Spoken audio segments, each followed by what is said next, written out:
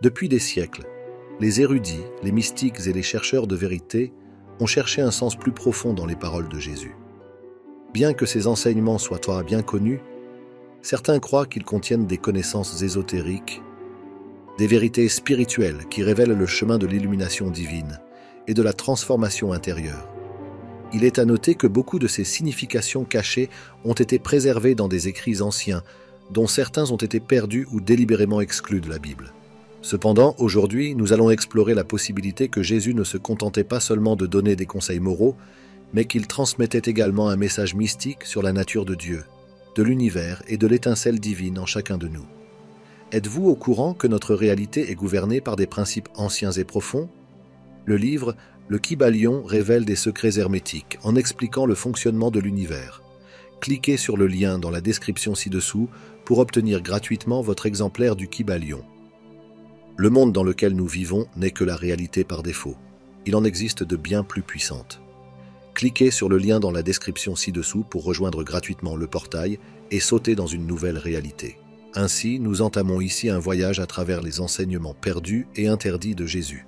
Dans ce contexte, nous allons examiner de plus près les Écritures et les textes cachés, réexaminant certains passages familiers sous un prisme ésotérique, afin de dévoiler les vérités spirituelles profondes qui se cachent sous la surface. Commençons donc. Pour comprendre la possibilité d'une sagesse cachée dans les paroles de Jésus, nous devons tout d'abord explorer le concept des enseignements ésotériques. Mais que cela signifie-t-il exactement? Les enseignements ésotériques sont des vérités spirituelles qui ne sont pas immédiatement évidentes. Elles sont souvent dissimulées dans des symboles, des métaphores, des paraboles et des allégories, qui ne peuvent être comprises que par ceux qui recherchent une connaissance plus profonde. Ces enseignements sont destinés aux initiés, à ceux qui sont prêts à aller au-delà de la surface et à découvrir une compréhension plus élevée de la vie, de l'univers et de notre connexion au divin. Il est important de souligner que de nombreuses traditions religieuses à travers le monde possèdent des dimensions ésotériques. En effet, des pratiques mystiques du soufisme en islam à la kabbale en judaïsme, en passant par les chemins méditatifs des philosophies orientales, ces enseignements mettent souvent l'accent sur un voyage intérieur, menant le chercheur à une transformation personnelle, à l'illumination et à l'union avec Dieu. Ainsi, la question se pose, les enseignements de Jésus étaient-ils uniquement destinés à la foule, ou contenaient-ils aussi un message mystique plus profond, réservé à ceux qui étaient prêts à l'entendre?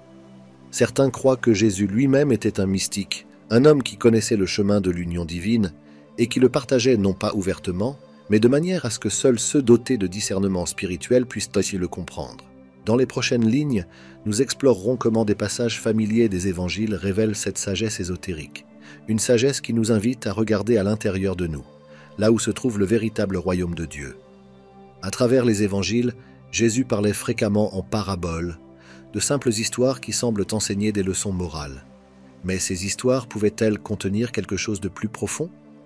De nombreux chercheurs pensent que ces paraboles étaient en fait des codes destinés à transmettre une sagesse spirituelle plus élevée, compréhensible seulement pour ceux qui étaient capables de décrypter leur signification. Dans l'Évangile selon Matthieu, chapitre 13, Jésus explique pourquoi il parle en paraboles. Il dit « Ils voient mais ne voient pas, ils entendent mais n'entendent pas et ne comprennent pas ». Cela laisse entendre qu'il existe un message caché, une sagesse qui ne peut être saisie que par ceux qui sont prêts à aller au-delà de la surface. Prenons par exemple la parabole du grain de moutarde. Dans Matthieu 13, 31, Jésus nous dit « Le royaume des cieux est comme un grain de moutarde tout petit, mais qui devient la plus grande des plantes du jardin et qui devient un arbre où les oiseaux viennent se poser. » Cette histoire parle de quelque chose de petit devenant grand, mais les interprétations ésotériques en révèlent une signification plus profonde. Le grain de moutarde symbolise le potentiel divin en chacun de nous, une petite étincelle de la présence de Dieu. À mesure que nous cultivons ce grain par la croissance spirituelle, il s'épanouit en une pleine réalisation spirituelle, nous permettant de devenir un avec le divin. Tout comme le grain se transforme en un arbre puissant, les oiseaux perchés sur ses branches représentent des pensées plus élevées, ou des intuitions spirituelles qui trouvent un foyer en nous. Un autre exemple puissant est la parabole du trésor caché ou de la perle de grand prix, tirée de Matthieu 13, 45. Jésus dit « Le royaume des cieux est comme un marchand à la recherche de belles perles. Lorsqu'il en trouve une de grande valeur, il s'en va, vend tout ce qu'il a et l'achète. D'un point de vue mystique, la perle représente le voyage de l'âme vers l'illumination divine. Elle incarne la vérité spirituelle ultime, un trésor tellement précieux que nous devons être prêts à abandonner tout, nos attachements matériels et même notre ego pour l'obtenir. Le marchand, c'est vous, le chercheur, et la perle, c'est la réalisation de votre nature divine. Ces paraboles et bien d'autres servent de symboles et de guides spirituels, nous conduisant non seulement vers une vie morale, mais aussi vers la découverte de vérités plus profondes. Jésus invitait ses auditeurs à aller plus loin, à chercher les mystères cachés du royaume de Dieu qui réside en nous tous. Pour ceux qui ont des yeux spirituels pour voir et des oreilles pour entendre, ces paraboles offrent une carte, un chemin vers l'éveil du divin intérieur et l'expérience du royaume des cieux comme un état de conscience spirituelle. L'une des déclarations les plus profondes et mystérieuses que Jésus ait faites se trouve dans l'évangile de Luc 17, 20 et 1. Lorsque les pharisiens lui demandent quand le royaume de Dieu viendra, Jésus répond « Le royaume de Dieu ne vient pas de manière à frapper les regards, et l'on ne dira pas « Voici, il est ici » ou « Voici, il est là ». Car le royaume de Dieu est au milieu de vous. Qu'est-ce que cela signifie pour le royaume de Dieu d'être en nous ? À première vue, cela pourrait sembler être une métaphore, mais de nombreux chercheurs spirituels et mystiques croient que Jésus faisait allusion à une vérité ésotérique plus profonde, une invitation à chercher le divin en nous-mêmes. Dans la tradition mystique, le royaume de Dieu n'est pas un domaine extérieur, ni un paradis lointain que nous espérons après la mort.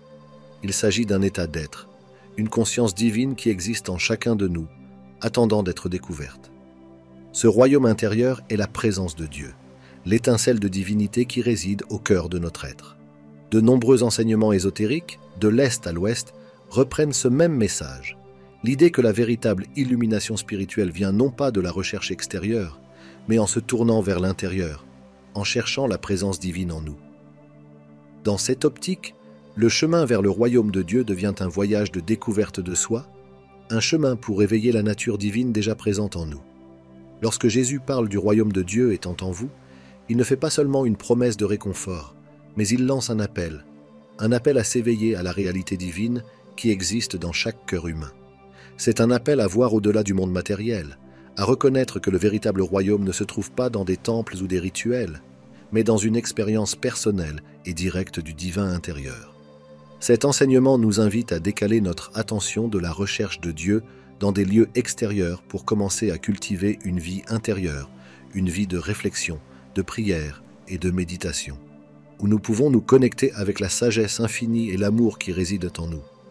Lorsque Jésus dit « Le royaume de Dieu est en vous », il nous offre un chemin vers la transformation spirituelle, un chemin qui mène à la réalisation que nous sommes, en essence, connectés à Dieu, et que la présence divine est quelque chose que nous pouvons expérimenter ici et maintenant. Sous cet angle, le royaume de Dieu n'est pas une espérance lointaine, mais une réalité présente, qui attend d'être découverte par ceux qui le cherchent en eux-mêmes. La vie de Jésus n'était pas seulement un message d'enseignement moral et de compassion, mais aussi un voyage spirituel profond qui reflète le chemin de l'illumination que l'on trouve dans de nombreuses traditions mystiques. De son séjour dans le désert à sa résurrection, l'histoire de Jésus peut être vue comme un modèle pour l'éveil spirituel. Commençons par le séjour de Jésus dans le désert. Selon les évangiles, Jésus passa 40 jours à jeûner et à prier dans le désert, où il fut tenté. Cette période d'isolement peut être interprétée comme une retraite symbolique du monde matériel, une étape commune dans le chemin mystique. Là, Jésus affronte ses propres luttes intérieures, se débarrassant des attachements et des désirs de l'ego. Les mystiques croient que ce processus de mourir à l'ego est nécessaire pour éveiller pleinement la conscience divine. Dans la tradition mystique, cela est connu sous le nom de « nuit noire de l'âme », une épreuve spirituelle où le chercheur doit affronter les aspects ombreux de lui-même, ses doutes, ses peurs et ses tentations. Mais à travers cette lutte, l'âme émerge plus forte, plus alignée avec la vérité divine. Pour Jésus, ce fut une étape nécessaire vers sa mission, une purification qui le prépara pour le travail à venir. Ensuite, nous arrivons à la transfiguration. Dans Matthieu 17, Jésus monte sur une haute montagne et est transformé dans une lumière brillante, son visage brillant comme le soleil et ses vêtements devenant aussi blancs que la lumière. En termes mystiques, ce moment représente un stade plus élevé d'illumination, où l'individu fusionne avec la conscience divine. La lumière qui irradie de Jésus symbolise la sagesse divine et l'illumination qui survient lorsqu'on fait l'expérience directe de Dieu. Pour de nombreux mystiques, cette expérience de lumière n'est pas seulement un symbole, mais une réalité, une rencontre avec la présence divine qui apporte une profonde vision et une transformation. La transfiguration est un puissant rappel que Jésus n'enseignait pas seulement sur Dieu, mais incarnait le divin, nous montrant le potentiel d'illumination qui existe en chacun de nous. Enfin, nous arrivons à la crucifixion et à la résurrection. Dans les traditions mystiques, cela est le symbole ultime de la mort spirituelle et de la renaissance. La mort de Jésus sur la croix peut être comprise comme la mort de l'ego, le lâcher-prise ultime à la volonté divine. Sa résurrection représente alors l'éveil de l'âme à sa véritable nature, transcendante la mort et retournant à l'unité avec Dieu. Dans le christianisme ésotérique, la crucifixion n'est pas seulement un événement historique, mais une métaphore du voyage spirituel personnel. Nous sommes tous appelés à mourir à l'ego, le faux soi qui s'accroche à la peur, la séparation et l'attachement, et à ressusciter dans notre soi supérieur et divin. C'est le chemin vers l'illumination, celui que Jésus a suivi et celui qu'il nous invite à suivre. À travers sa vie, Jésus nous a montré le chemin, celui du combat intérieur, de la transformation spirituelle et de la réalisation de l'unité divine. Son chemin reflète celui de nombreux mystiques cherchant l'illumination à travers la mort de l'ancien soi et la naissance du nouveau. De cette manière, Jésus n'est pas seulement celui qui apporte le salut, mais le guide de l'illumination spirituelle, nous montrant que le royaume de Dieu n'est pas seulement en nous, mais que nous sommes capables d'y accéder ici et maintenant. L'un des symboles les plus puissants et récurrents dans les enseignements de Jésus est la lumière. Encore et encore, il utilise la lumière pour représenter la vérité divine, l'éveil spirituel et la présence de Dieu en nous. Mais que représente réellement la lumière dans un sens mystique plus profond? Pourrait-elle être une clé pour déverrouiller la sagesse cachée de son message? Dans Jean 8,12, Jésus dit « Je suis la lumière du monde. Celui qui me suit ne marchera jamais dans les ténèbres, mais il aura la lumière de la vie. » En surface, cela peut sembler une simple métaphore pour la guidance morale, mais dans la tradition mystique, la lumière symbolise bien plus. C'est l'essence de la conscience divine, la force illuminatrice de la présence de Dieu. Dire que Jésus est la lumière du monde, c'est reconnaître son rôle en tant qu'incarnation de la sagesse divine, guidant l'humanité hors de l'obscurité spirituelle, cette obscurité qui représente l'ignorance, la séparation et la cécité de l'ego. Sa lumière révèle la vérité de notre nature divine, notre connexion à Dieu et notre but ultime dans la vie. Dans le Sermon sur la montagne, Jésus développe cette idée. Il dit à ses disciples « Vous êtes la lumière du monde. Une ville située sur une montagne ne peut être cachée. On n'allume pas une lampe pour la mettre sous un seau, mais on la place sur un pied de lampe et elle éclaire toute la maison. De même que votre lumière brille devant les autres. » Matthieu 5, 14 à 16. Ici, Jésus révèle une vérité plus profonde. La lumière n'est pas seulement la sienne, elle existe en chacun de nous. Cette lumière divine est l'essence de notre âme, l'étincelle de la présence de Dieu que nous portons tous en nous. Et tout comme une lampe est destinée à éclairer l'obscurité, nous sommes appelés à éveiller cette lumière en nous et à la partager avec le monde. Pour les mystiques, cette lumière représente l'état le plus élevé de la conscience spirituelle.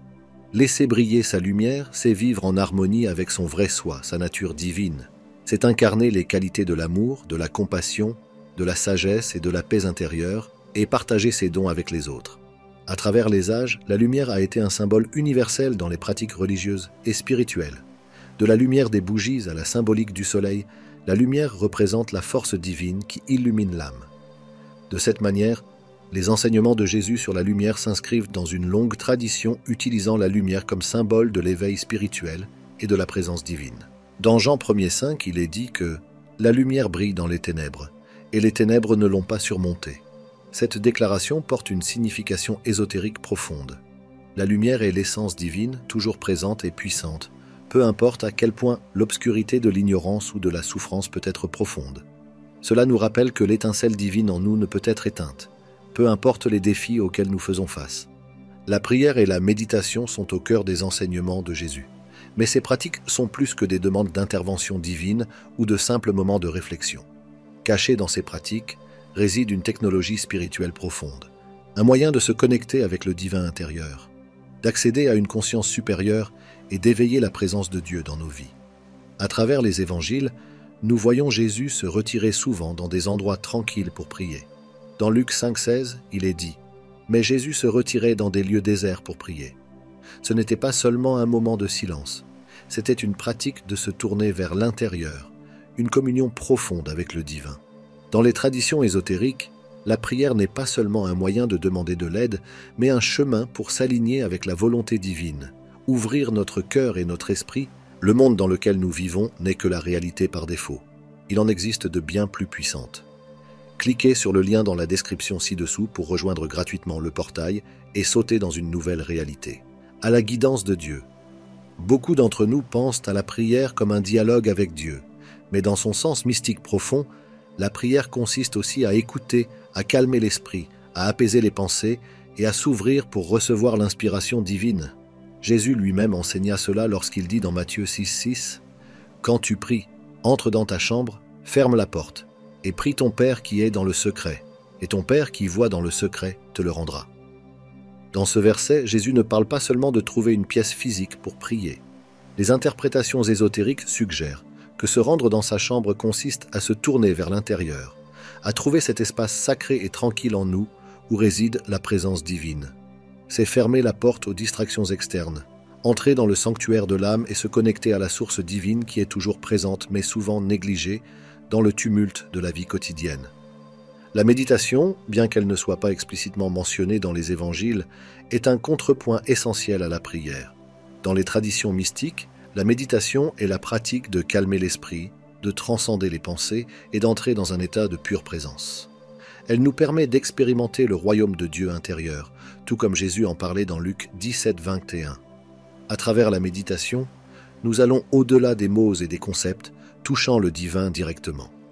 Les moments de prière de Jésus avant les grands événements de sa vie, comme dans le jardin de Gethsémanée, sont des exemples puissants de l'utilisation de la prière pour s'aligner avec la volonté divine.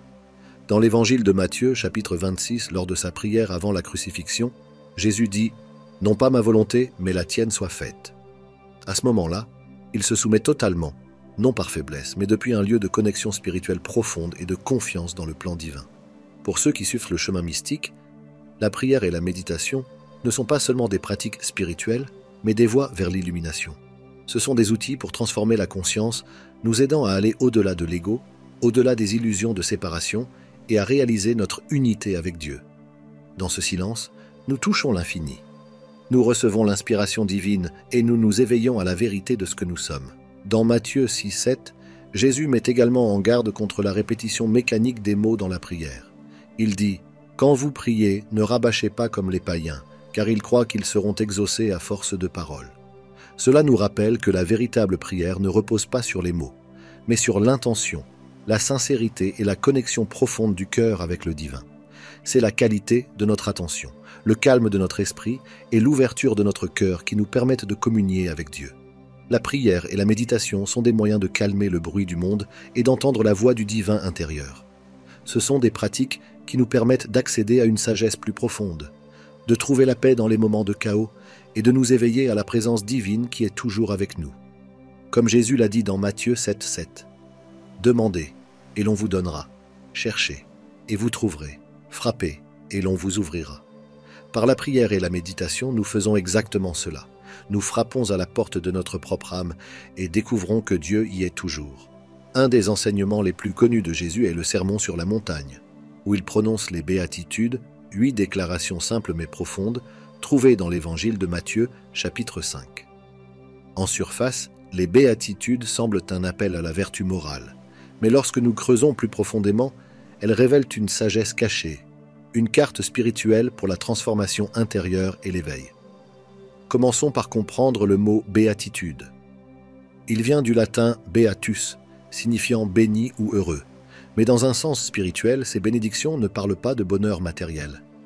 Elles pointent vers un état de paix intérieure, de connexion divine et de fulfillement spirituel. Chaque béatitude reflète une étape du chemin vers l'éveil, nous montrant comment cultiver les qualités de l'âme qui nous rapprochent de Dieu. Bienheureux les pauvres en esprit, car le royaume des cieux est à eux. Matthieu 5, 3. Que signifie être pauvre en esprit? Ésotériquement, cela parle d'humilité, non pas dans le sens de pauvreté, mais dans la reconnaissance que nous, en nous-mêmes, sommes limités et que la véritable richesse spirituelle vient de notre ouverture à Dieu. En nous vidant de l'ego et de l'orgueil, nous laissons de la place pour que la présence divine nous remplisse. Le royaume des cieux, alors, n'est pas un lieu où nous allons après la mort. Dans les traditions ésotériques, il est un état d'être, une réalisation de notre nature divine. Lorsque nous devenons pauvres en esprit, nous nous éveillons à ce royaume intérieur, la conscience divine en nous. Bienheureux ceux qui pleurent, car ils seront consolés. Matthieu 5,4. Cette béatitude parle du processus plus profond de lâcher prise, de pleurer non seulement la perte d'être cher, mais aussi les illusions auxquelles nous nous accrochons dans la vie. Sur le chemin mystique, le deuil peut être vu comme le désir de l'âme de s'unir à Dieu, la profonde douleur de la séparation. Pourtant, dans ce deuil, il y a du réconfort, car c'est à travers cette douleur que nous nous ouvrons à la grâce divine et à la guérison. Le véritable réconfort vient lorsque nous abandonnons notre attachement au monde matériel et nous permettons d'être embrassés par l'amour infini et la paix de Dieu. Bienheureux les doux, car ils hériteront de la terre. Matthieu 5,5. Dans la tradition ésotérique, la douceur n'est pas de la faiblesse. C'est la force de l'âme qui vient du calme intérieur et de l'humilité. Ceux qui sont doux ne sont pas attachés au pouvoir, au contrôle ou à la domination. Au contraire, ils se laissent guider par la volonté de Dieu, croyant que la providence divine les guidera. Cette soumission leur permet d'hériter de la terre, non pas dans le sens matériel, mais en devenant les intendants de la création, enracinés dans la paix et l'unité avec toute la vie. Bienheureux ceux qui ont faim et soif de la justice, car ils seront rassasiés. Matthieu 5,6. Il ne s'agit pas ici de la justice morale au sens conventionnel. Avoir faim et soif de la justice, c'est désirer l'esprit divin, chercher la vérité spirituelle et la sagesse avant tout. Ceux qui se consacrent au chemin spirituel seront finalement remplis, non pas de richesses matérielles, mais du profond accomplissement qui vient de la connaissance de Dieu et de la vie, en harmonie avec la vérité divine. À mesure que nous cherchons les vérités supérieures de la vie, nous sommes remplis d'une compréhension plus profonde de notre but et de la présence de Dieu en nous. Bienheureux les miséricordieux, car ils obtiendront miséricorde. Matthieu 5,7. La miséricorde dans ce contexte est plus que le pardon. C'est une qualité divine, l'amour inconditionnel et la compassion que nous étendons aux autres. Lorsque nous montrons de la miséricorde, nous reflétons la nature même de Dieu, un amour qui ne connaît aucune frontière. Et ce faisant, nous nous ouvrons à recevoir cette même miséricorde, cet amour inconditionnel et cette grâce du divin. En incarnant la miséricorde, nous devenons des vases de l'amour divin, vivant le flux de la grâce dans nos vies. Bienheureux les purs de cœur, car ils verront Dieu. Matthieu 5,8. La pureté de cœur signifie vivre sans attachement au désir de l'ego ou à la peur. Il s'agit de purifier notre cœur des barrières qui nous séparent du divin. Lorsque notre cœur est pur, nous voyons Dieu, non seulement dans le sens d'une divinité extérieure, mais en nous-mêmes et dans toute la création. Nous nous éveillons à la présence divine qui pénètre tout. La pureté du cœur est la clé de la vision spirituelle, la capacité de voir au-delà du monde matériel et de reconnaître l'essence divine dans toute chose. Bienheureux les artisans de paix, car ils seront appelés enfants de Dieu. Matthieu 5,9.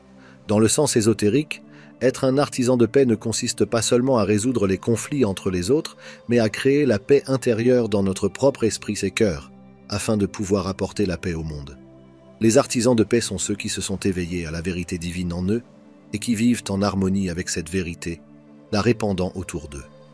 En faisant la paix en nous-mêmes, nous devenons des canaux de la paix divine dans le monde, incarnant vraiment notre rôle d'enfant de Dieu. Les béatitudes, donc, ne sont pas simplement des lignes directrices morales. Ce sont des étapes vers l'éveil spirituel. Elles nous guident à travers le processus de purification de nos cœurs, d'humilité de nos égos et d'ouverture à la présence de Dieu. En incarnant ces qualités, nous nous rapprochons du royaume des cieux, non pas comme une promesse lointaine, mais comme une réalité vivante en nous. Alors que nous avons exploré la sagesse cachée des enseignements de Jésus, un thème récurrent se fait jour, l'invitation à revenir à la présence divine en nous-mêmes. Que ce soit à travers les paraboles, les béatitudes ou la symbolique de la lumière, Jésus ne nous montrait pas seulement comment vivre moralement. Il nous indiquait une vérité plus profonde, un chemin de transformation intérieure.